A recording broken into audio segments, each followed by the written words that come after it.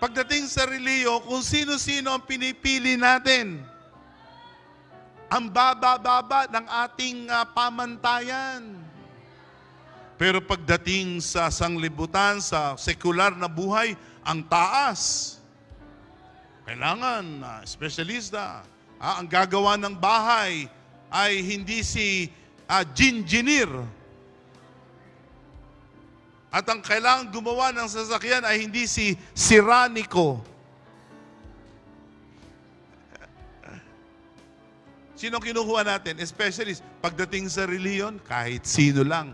Kaya marami ang napapahamak, nadadaya, nalilin lang.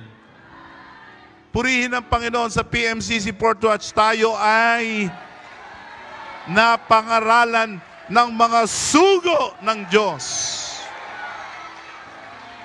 Purihin ang Panginoon. Sapagkat ang mga sugo ng Diyos ang magsasalita ng salita ng Diyos.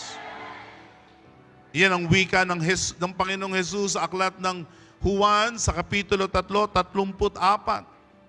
Ganito ang sabi ng Panginoong Jesus. In the book of John chapter 3 verse 34.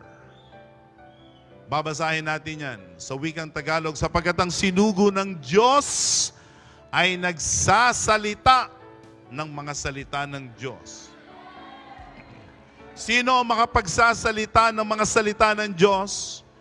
Ang marunong, ang matipuno, ang gwapo, ang sikat. Sino ang makapagsasalita ng salita ng Diyos? Ang mga sinugo ng Diyos.